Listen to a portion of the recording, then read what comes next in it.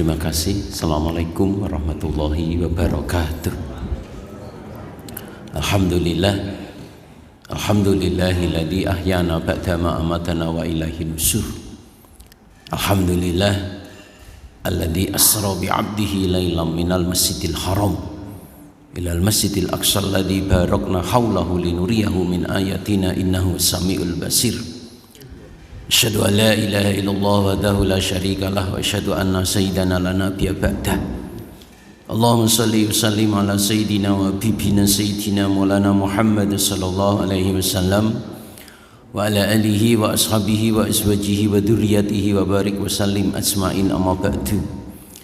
Faqad qala Allah subhanahu wa ta'ala fi kitabil karim, a'udzu billahi minasyaitonir rajim, bismillahirrahmanirrahim. Ya ayyuhalladzina amanu kutiba alaikumus syiyam kama kutiba alal ladzina min qablikum la'allakum tattaqun. Wa qala an-nabiy sallallahu alaihi wasallam man shoma ramadan wa fi riwayatin man qama ramadan imanan wa ihtisaban ghufira lahu ma taqaddama min dambihi. Shadaqallahul azim wa sadaqa rasuluhul karim wa nahnu ala dzalika minasyahidin wasyakirin walhamdulillahi rabbil alamin. Hadirin wal hadirat, bapak-bapak, ibu-ibu, jamaah salat subuh Masjid Nurul Iman dan sekitarnya, jamaah Tafakufiddin yang dimuliakan oleh Allah subhanahu wa ta'ala. Senantiasa kita selalu memanjatkan puji syukur kehadirat Allah, alhamdulillahi rabbil alamin.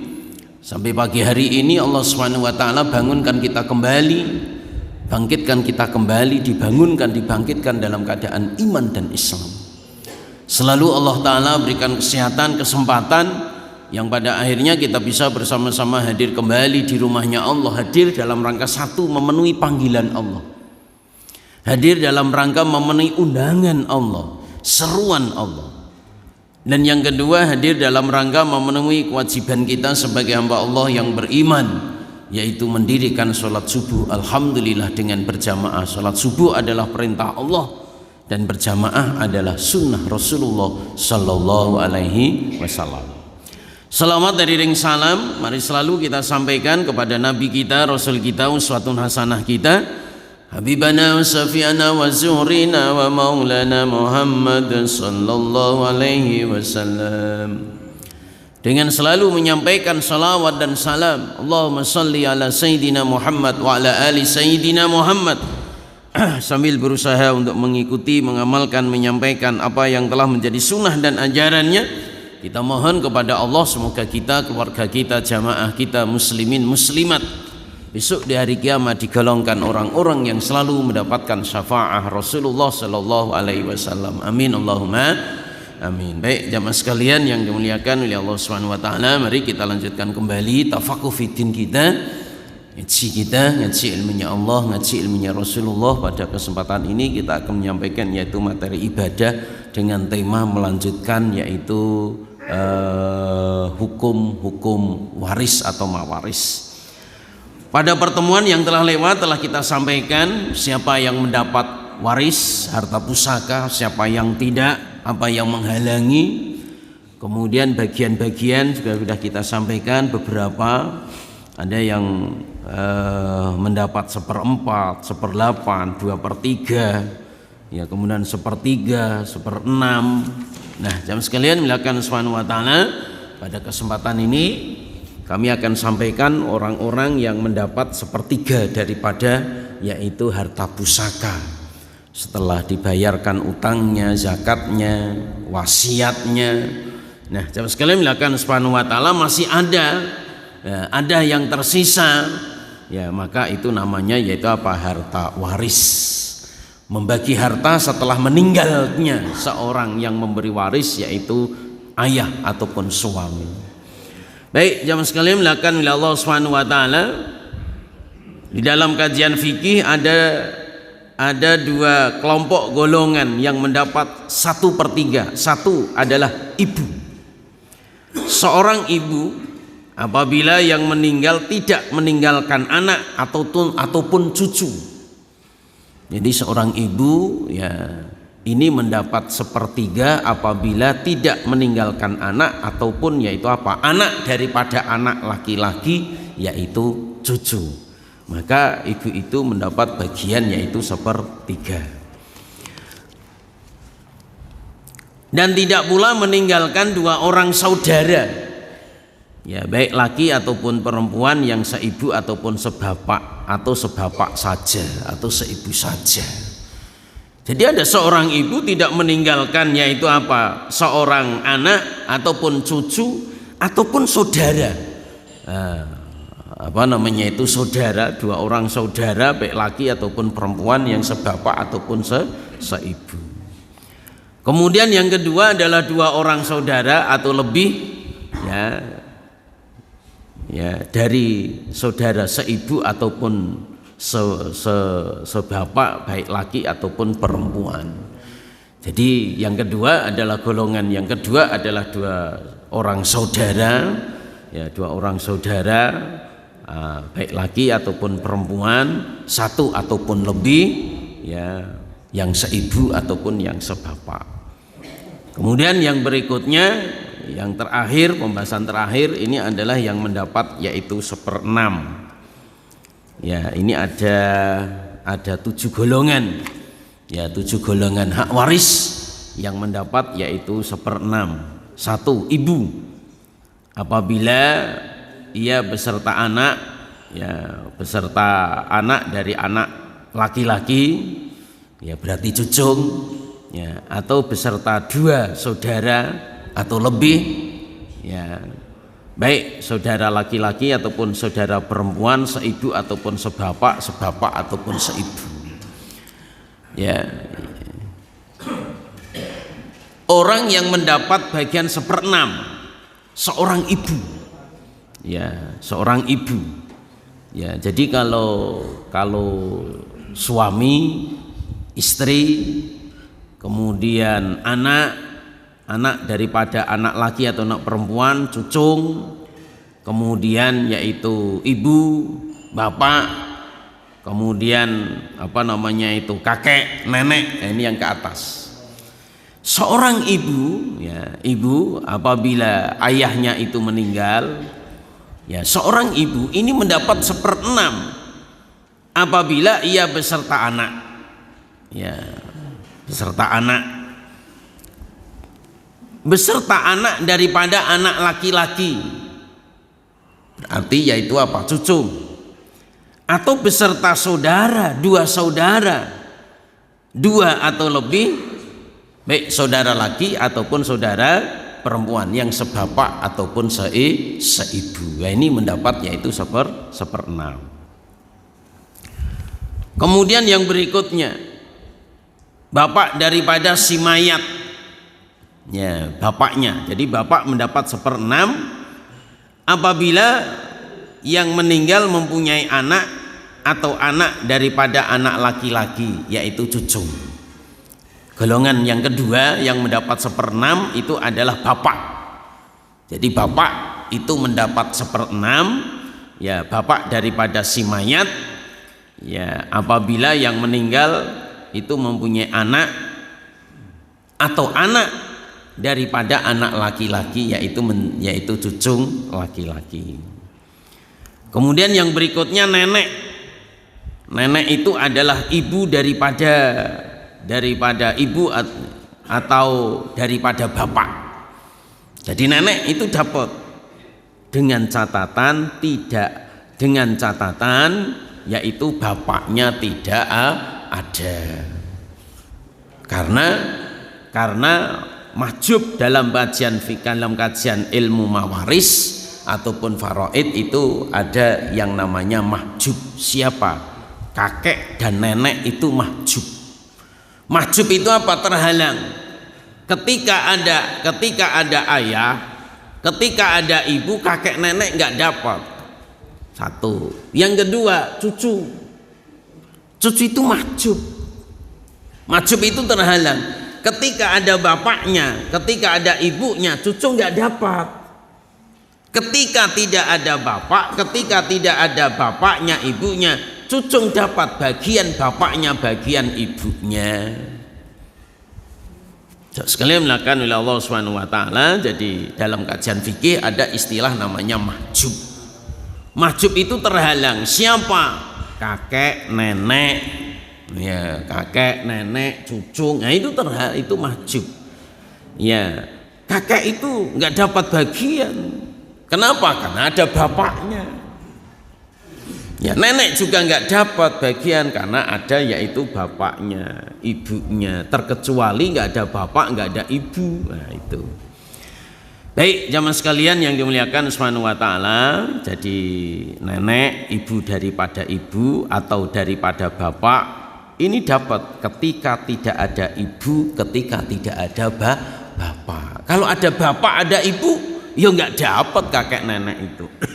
Bapak, ya saudara bapak, ini tidak mendapat harta pusaka dengan catatan satu, ada bapak, ada anak laki-laki, ada anak laki daripada anak perempuan atau anak laki, dan ada saudara laki-laki sebapak seibu. Ya, sekalian melakukan oleh Allah Subhanahu wa taala. Ya, jadi ada saudara sebapak, ada saudara seibu, diutamakan yaitu saudara sebapak, saudara seibu. Makanya ini mohon maaf bagi bapak-bapak yang mau nambah lagi, itu ada pemilahan aset. Aset istri pertama sampai sini. Kemudian ketika menikah lagi mulai yaitu apa? Harta aset yaitu apa? Istri yang kedua dan anak-anaknya. Ketika campur nanti apa namanya itu payah untuk yaitu apa? Membagi harta warisnya. Ya, makanya disarankan, ini mohon maaf loh Pak Haji, disarankan bagi bapak-bapak yang mau tapi ketika bisa berbuat adil, itu ada pemilahan aset Pak Haji. Aset sama keluarga, aset sama istri dan anak pertama, dan pemilahan aset daripada istri kedua dan anak yang kedua. Nah, kalau sudah ada pemilahan aset, nanti tidak ada sebapak, seibu, sebibu, sebapak. Nah, seperti itu, ada pemilahan aset. Jadi jamaah sekalian melakukan oleh Allah Subhanahu wa taala, saudara sebapak ini tidak mendapat harta waris dengan catatan karena ada bapak, karena ada anak laki daripada anak perempuan laki ataupun anak perempuan. Kemudian ada saudara laki yang sebapak ataupun seibu. Ya, kenapa saudara sebapak seibu lebih diutamakan? Iya, karena pertalian keluarga itu lebih dekat. Kemudian yang berikutnya saudara seibu, saudara sebapak, ya saudara seibu, saudara sebapak. Ya, saudara seibu, saudara sebapak tidak mendapat pusaka dengan adanya salah satu ada anak laki, ya, ada anak laki dari anak perempuan ataupun ada bapak. Jadi saudara itu tidak mendapat dengan catatan ada anak laki dari anak perempuan, anak laki atau cucung, ya ada cucung. Ya, kemudian yaitu ada bapak. Jadi paman, ya paman, bibi, ya itu tidak mendapat. Ya, tidak mendapat. Kenapa? Karena ada bapak. Ya, ada bapak. Makanya jamaah sekalian melakukan Subhanahu wa taala, ketika seseorang ya berumah tangga, punya harta tapi dia tidak punya anak, maka harta itu kemana? Kepada bapaknya, kepada yaitu apa? Kakak bapak ataupun adik bapak, ya dari pihak yang laki. Ya, dalam kajian fikih ada tingkatan. Ya, dalam kajian fikih waris ada tingkatan. Laki-laki itu mendapat bagian yaitu harta waris. Saudara laki-laki bapak, saudara laki-laki bapak berarti paman daripada bapak, Pak D, Pak Le, Om, ya bukan tante. Jadi Pak D daripada bapak, Pak D daripada Pak Le, kakak bapak ataupun adik bapak. Ya. Ada 3 tingkatan laki-laki berikut ini mendapat yaitu harta pusaka. Ya, tetapi saudara perempuan mereka tidak mendapat harta pusaka. Jadi yang mendapat harta pusaka itu laki-laki ada 3 tingkatan. Satu, saudara laki-laki, ya bapak atau paman dari pihak bapak. Kemudian saudara perempuan, ya saudara perempuannya yaitu bibi itu tidak mendapat yaitu harta pusaka. Kenapa saudara perempuan bibi, ya bibi tante, ya tidak mendapat harta pusaka? Karena bibi ataupun tante, bude ataupun buliknya itu dia dapat harta pusaka daripada pihak suaminya. Ya, jadi bude sama bulik, tante, ya itu jangan menuntut. Kenapa? Karena dapat harta waris dari pihak suaminya. Masalah sedikit ataupun banyak itu namanya rezeki, maka carilah suami ibu-ibu yang kaya. Kaya hati Pak Haji. Iya, kalau kaya harta kan nanti akan habis, tapi kalau kaya hati insya Allah tidak akan habis. Kata Nabi, al-ghina laisa bil amwal walakinal hina hina nafs. Kaya itu bukan kaya harta tapi kaya hati. Kemudian yang berikutnya, anak laki-laki dari saudara bapak, keponakan, anak Pak D, anak Pak Le daripada bapak yang laki-laki, jadi keponakan. Ya, itu dapat. Ya, itu dapat ketika tidak punya anak. Ya, ketika tidak punya anak, seperti kasus Bani Israel penyembelihan sapi betina. Ada suami istri Pak Haji kaya raya. Pada zaman Bani Israel ada suami istri kaya raya, tidak punya anak. Nah, keponakan laki-laki ini itu membunuh Pak D-nya. Ya, keponakan laki-laki ini membunuh Pak D-nya, yang pada akhirnya yaitu apa? Ditemukan Bani Israel dalam keadaan mati, ya tidak diketahui siapa pembunuhnya. Makanya Bani Israel lapor pada Rasul, pada nabinya yaitu Nabi Musa. Nabi Musa, kami menemukan bapak-bapak meninggal dunia tanpa identitas. Mohon doakan kepada Allah supaya kami mengetahui siapa pembunuhnya. Berdoa Nabi Musa. Selepas berdoa Nabi Musa diperintahkan untuk nyembelih sapi, nyuruh sapi nyembelih sapi. Bani Israel bukannya langsung berangkat ke Langkapura Pak Pur. Langsung yaitu apa? Bukan langsung berangkat ke pesawaran, tapi tanya sapi laki atau perempuan, warnanya apa, sudah bisa membaca ataupun belum. Inilah Bani Israel, diperintah malah ngeyel. Jadi ciri-ciri Bani Israel itu diperintah tidak langsung. Contoh Pak Ketua suruh apa gitu, tidak langsung berangkat, tapi dridil tanya. Ini karakter Bani Israel. Ini yang pertama. Yang kedua, ya, yang kedua, riwayat yang lain ditemukan jenazah. Ya, temukan jenazah tanpa identitas. Lapor kepada Nabi Musa. Nabi Musa diperintahkan untuk yaitu apa? Nyembelih sapi, nyari sapi. Ya, nyembelih sapi, tapi tidak langsung nyari sapi, tanya sapi yang bagaimana, warnanya apa, besar kecil, bisa baca atau belum. Nah seperti itu. Yang pada akhirnya pun juga dapat. Setelah dapat, potong ekornya, dipukulkan kepada jenazah tadi 3 kali, buk buk buk, hidup lagi dengan izin Allah. Ditanya, siapa namamu? Namaku Fulan bin Fulan. Kenapa kamu mati? Ya, saya dibunuh keponakan saya.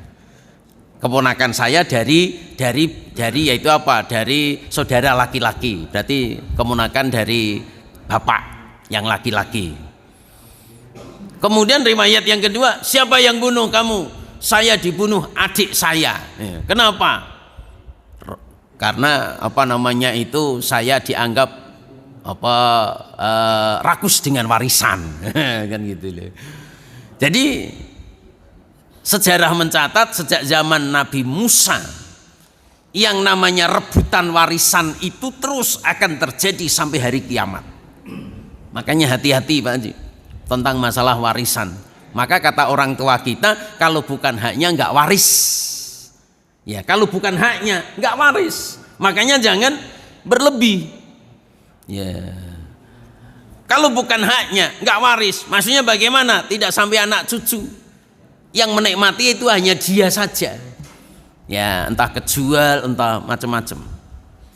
Kemudian jamaah sekalian yang dimuliakan oleh Allah Subhanahu wa taala, yang berikutnya, ya, tingkatan anak tingkatan anak laki-laki, orang laki-laki yang dapat warisan.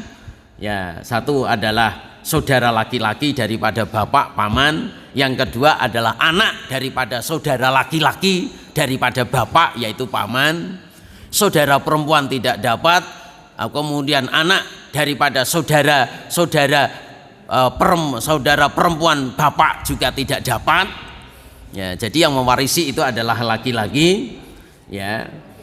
Ya. Kemudian yang ketiga adalah anak laki-laki saudara laki-laki, ya, mendapat pusaka, tetapi anak perempuannya itu tidak mendapat.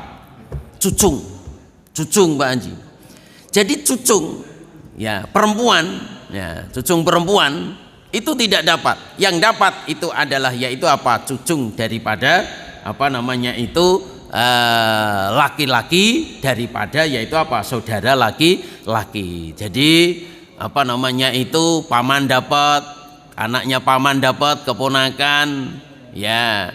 Kemudian jamaah sekalian subhanahu wa taala, keponakan tadi itu punya anak, berarti cucung statusnya. Nah, itu dapat. Itu kalau memang tidak ada ahli waris. Tapi kalau ada ahli waris, ya enggak dapat. Itu namanya mahjub. Jamaah sekalian subhanahu wa taala, seperti ada seorang yang punya harta banyak, tidak punya ahli waris. Nah, itu kemana itu hartanya itu Pak Haji itu? Jadi sekalian melakukan subhanahu wa ta'ala, setelah dipotong zakatnya, utangnya, wasiatnya, makanya itu dibagi yaitu apa? Kepada keluarga bapak. Nah, keluarga bapak. Nah, keluarga bapak. Jadi keluarga bapak yang laki, yang perempuan tidak dapat. Kemudian keponakan, anak daripada paman itu dapat, yang laki, yang perempuan tidak dapat. Kenapa laki tidak dapat? Ya, karena laki itu akan menanggung. Tapi kalau perempuan tidak dapat, kenapa? Akan ditanggung. Jamaah sekalian melakukan subhanahu wa ta'ala secara global, tidak terperinci tentang masalah waris. Sampai di sini yang dapat disampaikan.